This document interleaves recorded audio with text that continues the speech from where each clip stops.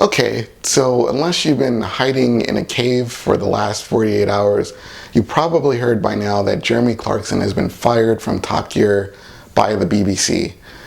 This has obviously upset a lot of people. A lot of people are sad. A lot of people are angry, especially at the BBC. They haven't been getting a lot of love on Twitter and the forums lately, I can tell you that much.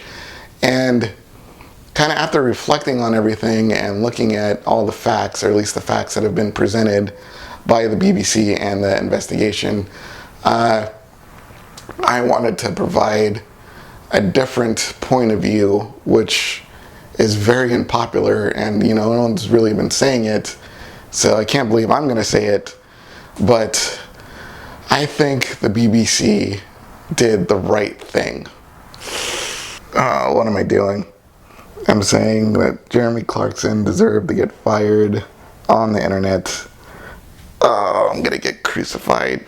But hear me out, okay? I'm gonna read off the actual results of the investigation that the BBC released. I'm only gonna read off a few of the facts, but you can read the whole thing for yourself. I'm gonna leave a link in the description to this video.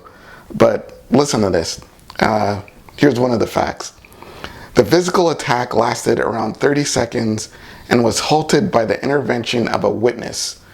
So when I first heard about this, I thought maybe Clarkson just kind of shoved the guy, got in his face, and then backed off on his own. But no, he went after the dude, and it took someone else to break them up. So that was kind of shocking. Let's see here. It is clear that Oisin Tymon was shocked and distressed by the incident and believed that he lost his job. So I'm pretty sure during the tirade, when Clarkson was yelling at him, he threatened to fire him, or he thought he was already fired. So that's pretty distressful, especially for a guy who's worked on the show for such a long time. Another fact, following the attack, Oisin Tymon drove to a nearby A&E, which is kind of like the Brit's way of saying the ER, or urgent care department, for examination. So I was like, well, maybe that was an overreaction.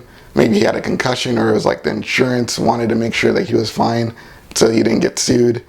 But earlier in the report, it says that Oisin Tymon was struck, resulting in swelling and bleeding to his lip. So the guy was bleeding. He had his lip busted open. And then at the bottom, it says that it is the case that Jeremy Clarkson reported the incident to BBC management.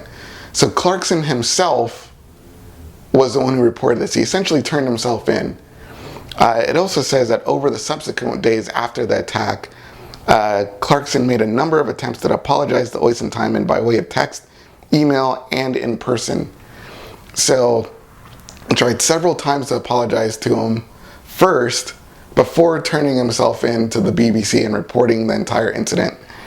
And that says it is not disputed by Jeremy Clarkson or any witness that Oisin Tymon was a victim of an unprovoked physical and verbal attack.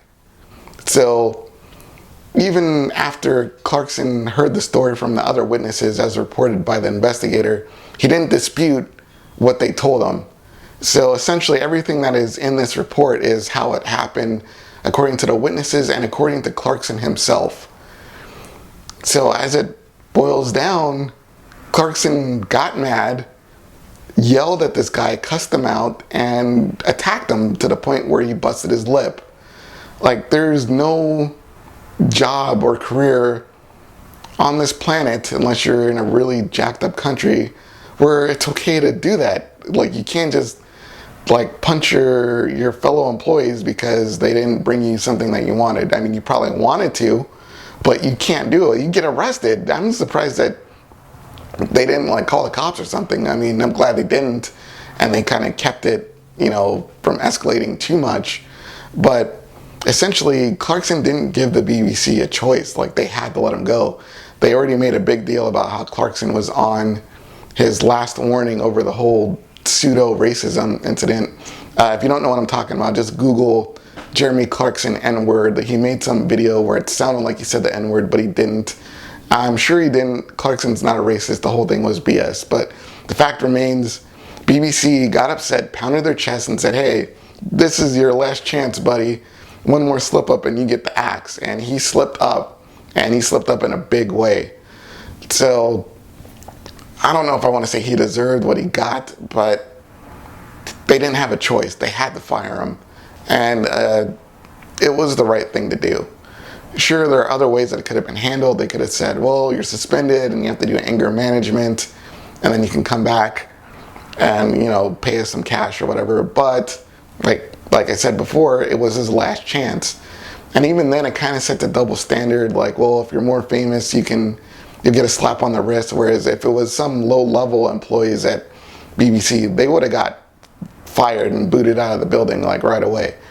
So there you have it. This is how it should have happened after this incident. There was really no other way to do it and still have everybody maintain their integrity. To Clarkson credit, he knew it was wrong. He tried to apologize. He turned himself in. You know, he's a grown-ass man. He knows what he's doing. I'm sure he feels terrible about it, and he didn't want this to happen. Who knows why it happened? No one knows what was going through Clarkson's mind that day except for Clarkson. Maybe he was having an exceptionally bad day. There was other stuff on his mind. Maybe someone else was annoying him. Who knows? I mean, that doesn't make it okay, but we know that Clarkson's not a crazy person. Like, obviously there's something going on in his life that made him snap at that particular moment, and it all just went bad. Granted, I said this is probably the only way it could have ended, but really this is kind of bad all around. It's not good for Clarkson. It's not good for the fans of Top Gear. It's not good for Oisin Tymon, who's probably getting all kinds of like flame and hate on the internet because people want to blame him. But there are good things that can come from this. You know, the big question everybody's asking is, well, what happens next? And I mean, the worst case scenario is Clarkson just decides to retire. Maybe he just goes back to writing. And because, you know, there seems to be less scrutiny behind the pen than there is in front of the camera for some reason. So maybe he's just fed up and wants to go back to writing, or maybe he wants to spend time with his kids. I mean, he's not even 60 years old yet, so maybe he'll just find something else to do. May and Hammond, they said they wouldn't do the show without him, so maybe they'll go and, you know, put more of their time and energy into their own shows that they have going on. They both have their own television shows. What I'm hoping is that the three of them will get together and come up with something new that they can do, and they'll let the BBC worry about Top Gear. There have been rumors that they might try to create a show for Netflix, which would be cool, but, you know, if I had my way, I'd rather see them create something similar to Top Gear, probably a lot different, because, you know, the BBC kind of like to put the lockdown on those guys when they want to get too crazy. But create an idea and take it to Discovery Channel, because they have the worldwide audience and, frankly, the budget to do the kind of crazy, stupid, idiotic things that the three idiots from Top Gear love to do with cars, and the things that we enjoy watching them do. So it's my hope that that's what happens. But I just want to say to those who are angry and who blame the BBC and blame Oisin Tymon and, you know, are throwing all this vitriol and hate and flamage at these parties, to take a step back, really look at what happened. Imagine that it's not Clarkson for a second. Imagine if it's just a regular person who did this stuff, and then ask yourself, you know, what should they have done? And you'd probably come to a similar conclusion. And if not, and you're still upset, then, well, turn on the news right now and look at what's going on in other parts of the world. And you'll soon realize that this whole thing with Jeremy and Top Gear and all this stuff, him getting fired, really isn't that important right now. Anyway, that's just my take. Do you agree, disagree? Let me know in the comments. I know I'm going to get skewered several times by people, but I mean, I'm expecting it, so just don't, you know, threaten my life or anything, because that's not cool. But I'm willing to engage in conversation, so let's conversate. If you like this video and you want to see more videos like this, go ahead and hit the like button and subscribe. I'd really appreciate it. I'm going to try to do more videos in the future. I know I've said that before, but I really am going to try this time.